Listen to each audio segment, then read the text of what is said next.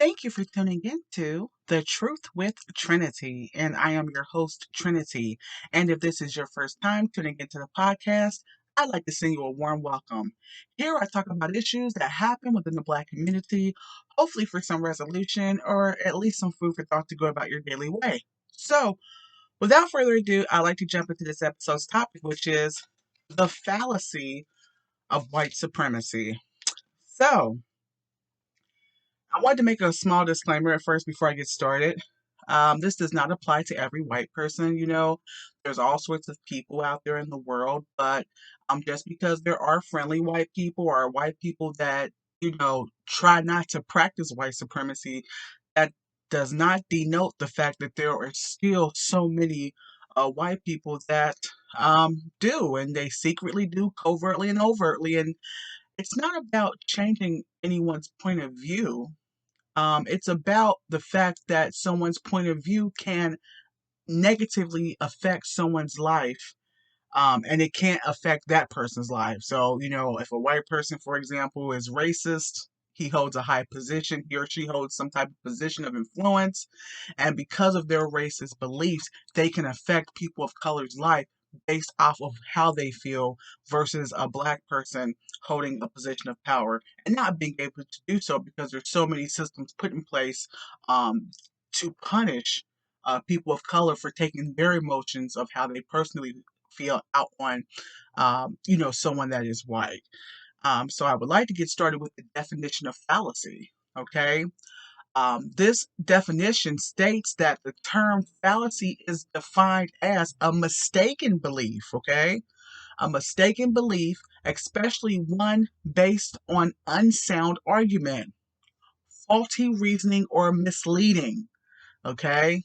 And then let's link in white supremacy, okay? So let's talk about the term white supremacy. It's the belief that white people are a superior race and should dominate society, even to the detriment and destruction of other racial groups, in particular blacks and Jewish people. Okay. And I find it ironic, okay, because when you confront majority of white people about what white supremacy and white privilege is, they'll say it doesn't exist, okay, or that you are crazy. So this is a gaslighting technique that is a tradition passed by white people, and metaphorically speaking, it's kind of like the history that when a black person or a black man would look in the eyes of a white man, he would kill or beat the black man, saying, "Hey, don't look in my eye, boy. You can't look at me as an equal in my eyes. So look down to the floor." And it's kind of like that because these terms are on the internet. They're in dictionaries, all across the country. So for them to say that this doesn't exist and the only reason it exists is because you keep bringing it up, it's kind of like that metaphorical "don't stare in my eye," when you're talking to me.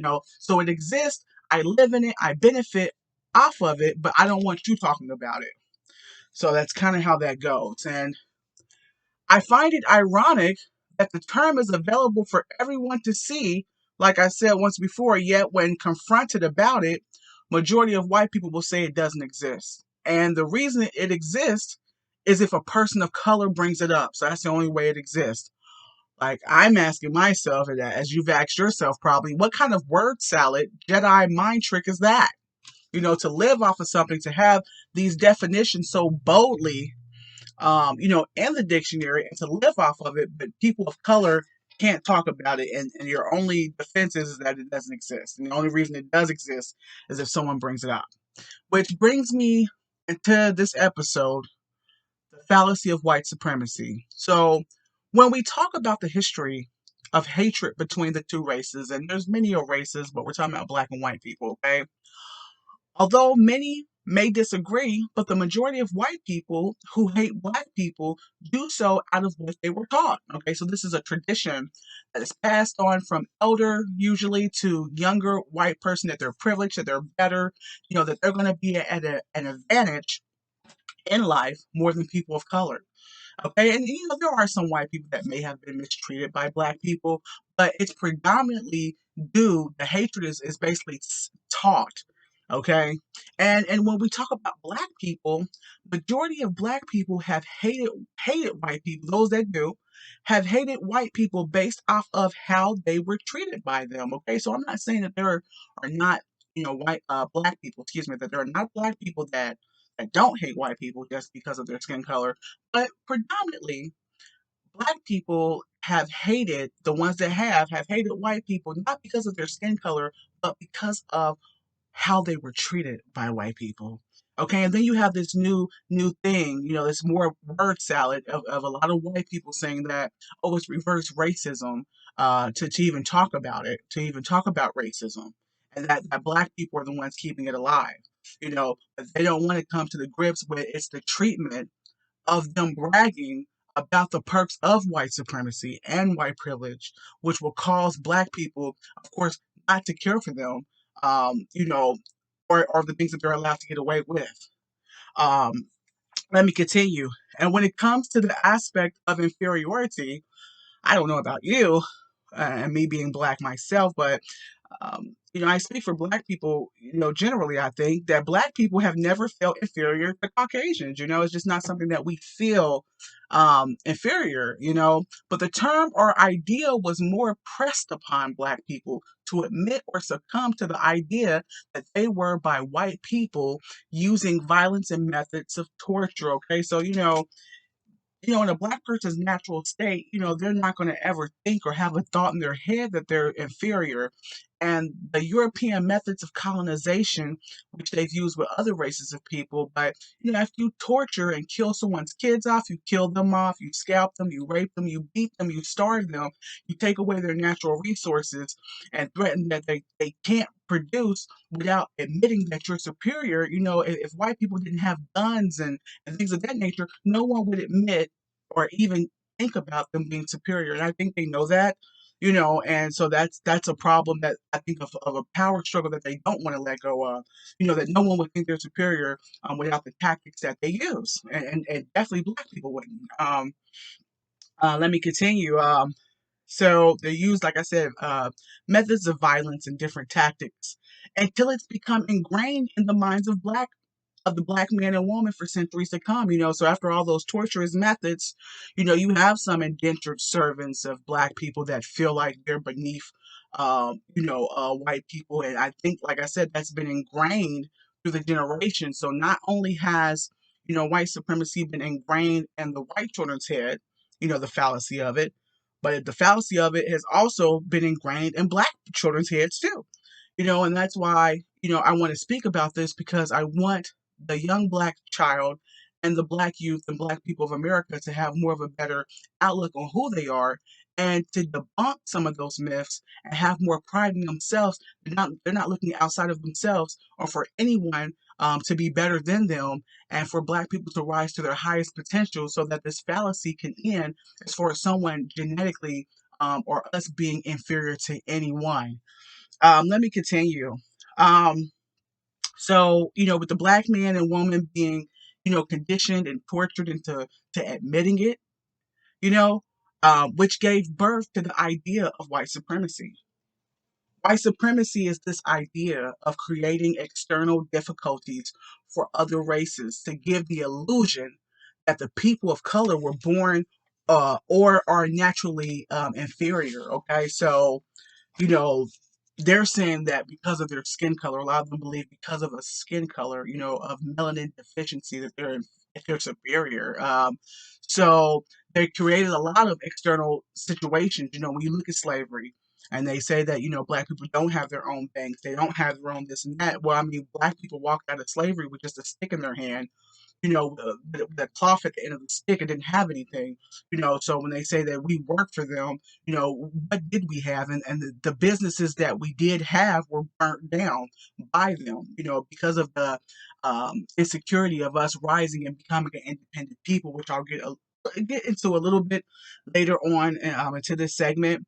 Also, white supremacy is about pretending to admit that white people are better so that you and your family can survive. Okay, so that goes into the pressuring, you know, and having to admit something that you don't believe. That's part of white supremacy is that you have to bow down.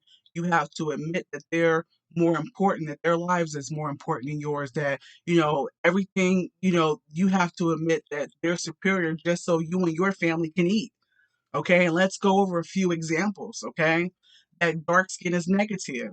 Okay, when so many organs are robbed from dark melanated people, a lot of black people that are found throughout the country dead, or John or Jane Does are found without their organs, and then you have a lot of Caucasians that have a massive amount of wealth that their organs are failing them, their heart, liver, lungs and stuff are failing them, and they don't want to wait until the donor line. They don't want to wait. So, hey, what better way is to get, organs from someone else, and, of a melanated person, so what's up with their organs? That their organs, no matter how much money, superior external superiority they have, they have to still come back to black, to extract their organs. Okay.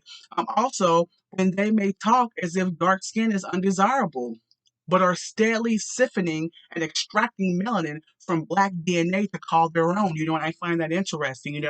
Talking about the black doll baby and the white doll baby back in the 50s, before Brown versus the Board of Education, and just the many devices and what we see even on TV about you being pretty for a black girl. All these racial innuendos and overtly and covertly, once again, saying that, signaling that black isn't beautiful, when they worship behind closed doors of Black Madonna, and they're not going to really talk about that. And the fact that, um, they want to get what's good out of melanin, okay? And and I think sometimes they do that so that we as black people, we will want to throw it away. If we are steadily taught that it's so ugly, we'll want to get rid of it. And they're catching a bucket full of it as we're throwing it away. We want to pass off our genes and make them lighter and stuff. That's so they can have more biracial children that look white. So hopefully one day they'll make it into the hereafter, because they know they want and won't and have a chance of more biracial people, mating into white to make more of a white race into the hereafter. So there's all sorts of methods on reasons why, they're telling us that we're ugly. You know what I'm saying? But they're saying, give me that melanin at the same time behind closed doors while we're throwing it away. They supposedly hate dark skin, but many of them tan, And when we talk about, tanning, I'm not saying all white people tan, but a lot of them call black people darky and shine and coon and all that. But I mean, are they upset because they have to tan to get the vitamin D inside of them, to be activated? Whereas black people, we already have vitamin D, that's synthesized by the sun, and how their skin burns out there, and it creates cancer, and they'll talk about all these diseases that black people have that were incubated by white scientists, but how naturally the sun does not beckon to white people and it burns their skin. And also how they have to drink an ample amount of vitamin D, to be able to get what we already have naturally. Just little components like that. And also, which leaves the question, do the white people who hate black people because of their skin color, or is it because they cannot obtain the melanin themselves? That's yet to be argued. Also, white supremacy is all about living a life that the vast majority of people of color could only dream to have. Or so it's meant to be that way, especially when we talk about, about 75 years ago, where what I mean by, white supremacy is this idea of a life that black people could only dream of or can only watch from a stage. It wasn't tangible to black people, living in the suburbs, living in a clean area, having decent, well designed schools and curriculums, and, have teachers that actually want to teach. That's all catered, history books that are catered to what white children will consider interesting enough to, keep focused on in school. All these things, having a law system set up to where it always benefits, your race of people. So this is all of an image of the idea, of white privilege and white supremacy. Um, Also, white supremacy is all about living a life. So I've already went over that vast majority of black people or people of color dream to have. Like, for example, their children will have the best education. Um, it's one thing to say that, um, you know, black children aren't able to learn genetically, but just a disproportionate, um, defunding of the schools, and in places where there's urban communities where there's predominantly Black children, and how they haven't had the resources or the books or the teachers or any of that, and then them just so that's external, but then for them to just to say intrinsically DNA wise, Black children are slow learners, I think that's very disturbing. White supremacy is about extorting and taking other people of color's history and switching it for their own, and forcing people of color to believe that their history was insignificant, and I think that's very disturbing as well. That, I'm sure, Native Americans can relate, but, when we talk about African history and when we talk about the mother of civilization, the first human beings coming from Africa, and how them taking the hieroglyphics, the rubies, and every artifact and switching it around and putting a pale face on it as if to say that they come from Africa. They're really trying to say, they're really trying to switch positions with, the Hebrew and the Black man and woman to say that they're the first people, and they're not.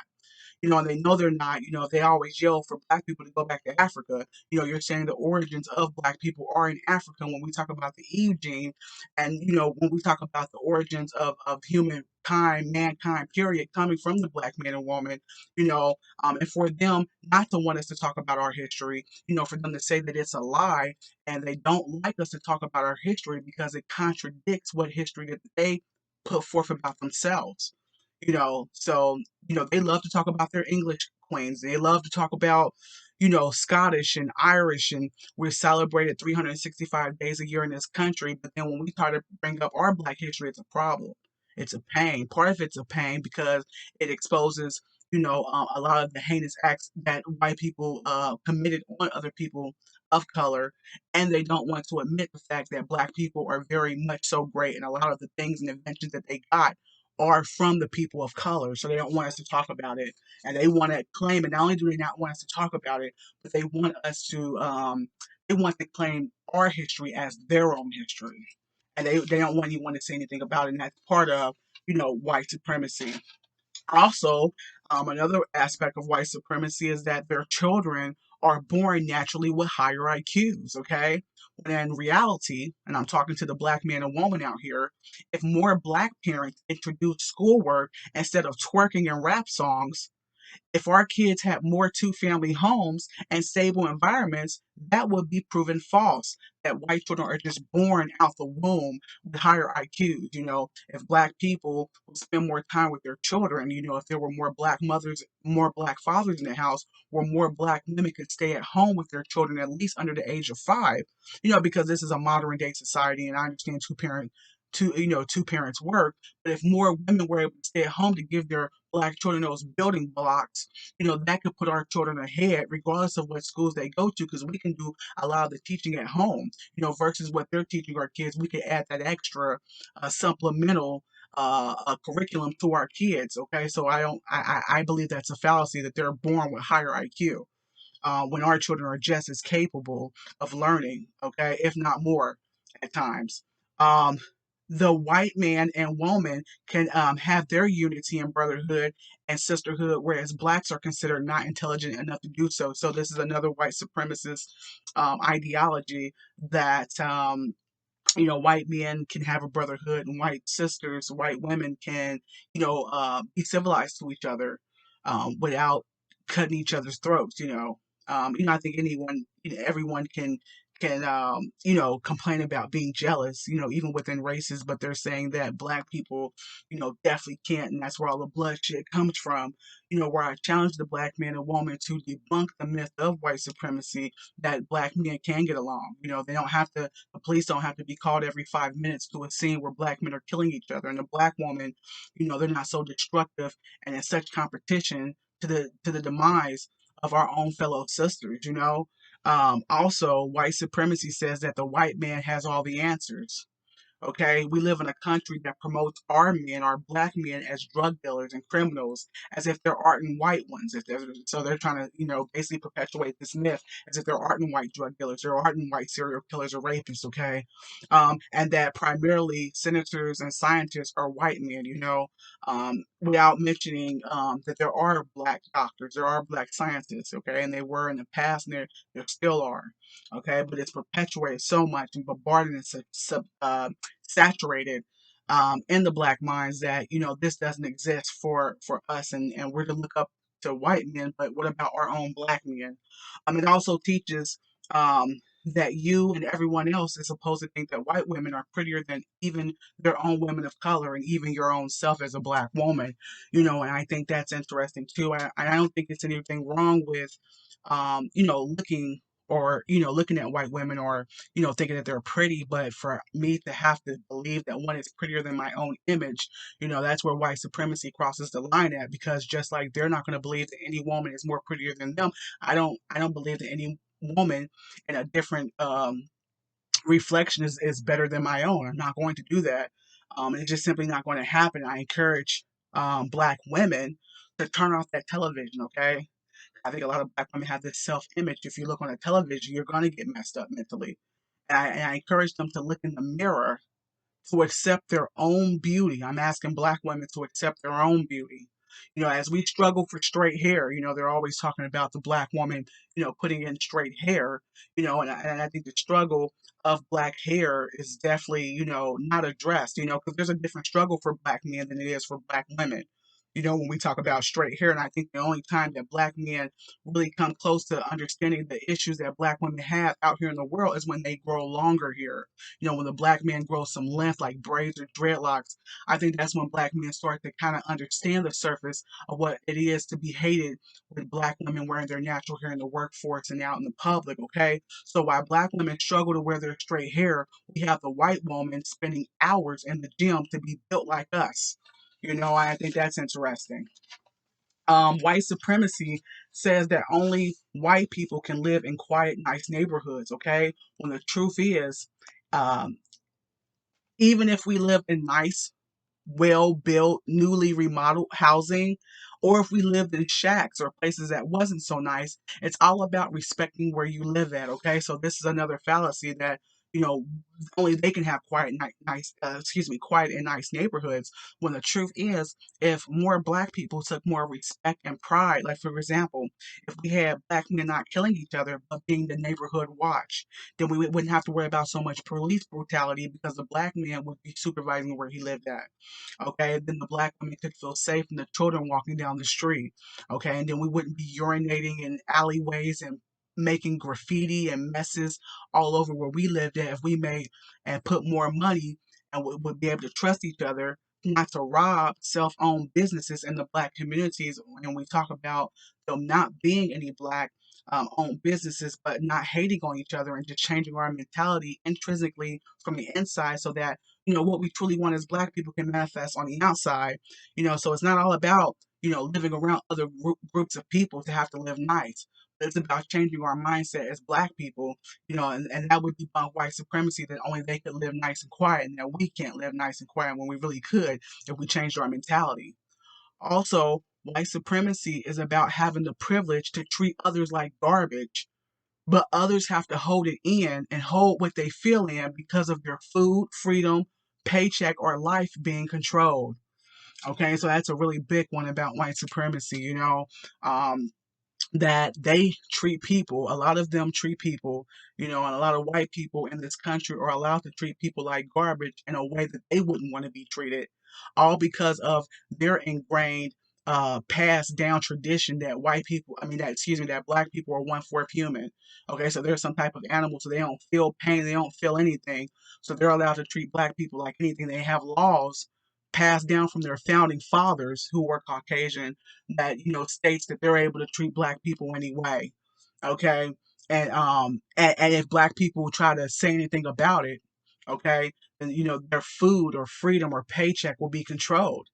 White supremacy states that only white people are above the law, can alter the law, or evade the law as long as the crime isn't being committed on one of their own. Okay, black people are automatically seen as criminals. Meanwhile, people like Jeffrey Dahmer, Ted Bundy, and Lizzie Borden are called masterminds or legends. Okay, so let's talk about that a little bit. When we talk about black people, and just in this very day and age, where we have the age of technology and where you're able to videotape, various white people and their racist acts and crimes against black people to show that not every black person is a perpetrator or an assailant, that, hey, some black people are actually defending themselves against racist behavior, against violence that white people were inflicting on black people, and even with the videotape footage, still having a hard time prosecuting white people even being on camera, because this is the same judicial system that is a complicit, okay, complicit to the crimes against black people because of the beliefs of the founding fathers in this country, you know. And when we talk about Ted Bundy, okay, and we talk about Jeffrey Dahmer, okay, so we're naturally seen as criminals just because of our skin color, but these people are serial killers, and this is just an example. Serial killers, that they get TV shows and movies talking about how did they grow up, how did Ted Bundy grow up, what's the making of the mastermind of a criminal. Meanwhile, a black man who commits one murder and he gets the electric chair, but they're making movies about Ted Bundy and Jeffrey Dahmer and Lizzie Borden. They've got the legend of Lizzie Borden. She's just a sick Caucasian girl who killed her parents and was wealthy and got away with it. But they're calling her a legend though. And so this is just the white supremacy, so how black people are just naturally inherent in their book to be criminals just based off of skin color, and how they're flat out, psychopathic, have a history of killers, and how it's just so glorified. So that's part of white supremacy. White supremacy is about the decades of white people burning people of color in their stores and buildings, but get upset during black rioting. And I think that's a contradiction of Caucasians, the history of Caucasians. When we talk about the white nationalists, when we talk about the KKK burning Black Wall Street, Rosewood, burning black churches, burning black people.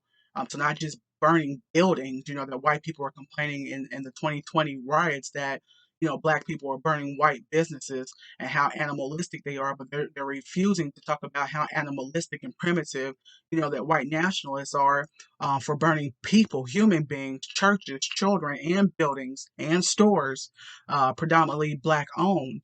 And they're not called animalistic and they're not called criminal. This is the legacy that presents itself in 2021 as white privilege and white supremacy. White supremacy is about the freedom of white marriages and families. They're freely able to strut about with a subconscious message that people of color will never have successful marriages or family, and I challenge the black person, that's something that black people can't control. That white America is saying that we can't have families, that we just breed like animals and just have kids out on their own, single parenting, but that's something that the black man and woman can change. We can change our practices, our dating practices, to where we can have marriages, especially in 2021. A lot of our ancestors and a couple generations ago, they did have a problem, with welfare stepping in, interfering, and, the white man kicking in the door and lynching our black men, and our black men not making it home, leaving us single mothers. But what's our excuse now as black people, though?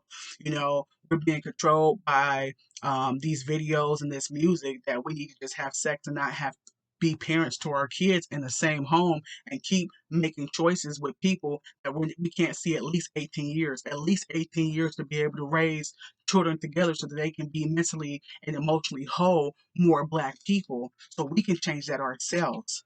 I feel like the list could go on. There could be a whole novel or a whole book on a thesis of white supremacy, but I tried to condense this down, to a reasonable amount of time on this podcast. But the list could go on. But one thing is for sure, that white supremacy is centered around white people who won't let go of the ideology that people of color shouldn't have the right to live a life that resembles theirs. And I think that's one of the main parts of white supremacy is, having this life and trying to block people of color from living the same life or on the same tier or level as they live their life. So they can justify and say that black people just naturally won't have it when they've tried so many methods and have so many methods enforced so that it can be hard for black people to obtain it. Why they claim that black people are only making an excuse as to not get it. Also, could it be said that the true origins of white supremacy is based around the idea of making people of color feel ashamed or bad about the things or attributes that they naturally possess that white people naturally couldn't have themselves, you know? And I think when we talk about superior, I think everyone just needs to go on about their day, actually, you know, and I think no one should be able to hold someone or make certain rules for anybody. And I think that's why they don't want America to be revised in the Constitution, because it would take away that right of people being able to do so. But, um, you know, speaking of Black people, I think a lot of this stuff that we can debunk, you know, some things we're not going to be able to change so easily because, you know, it's part of the legislative laws and what, you know, construct uh, this country, you know, but where we can make changes at in our children's education. Okay, so it's instead of us believing, so we must do our part to debunk white supremacy, okay? Because we can't change how other people feel. Okay, if they feel like they're more superior than us, let them live in that delusion. But it's up to you as a Black person. How do you feel about Black people? How do you feel about yourself, your beauty, your confidence, okay, and your level to think independently on your own without having to have someone school or spoon feed you? How do you feel about your child's education?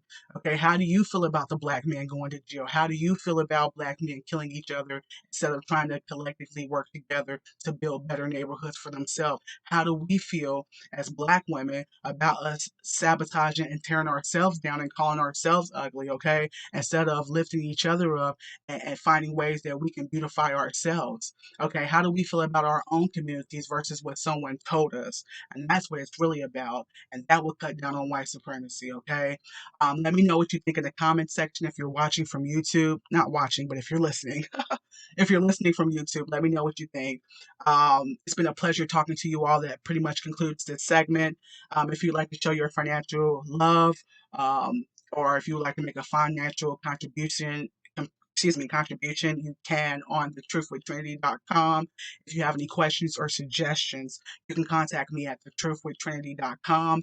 You can also listen to my podcast on YouTube, Spotify, and Anchor. And always remember, if you can't tell the truth with anyone else, you can with Trinity. Till next time, take care.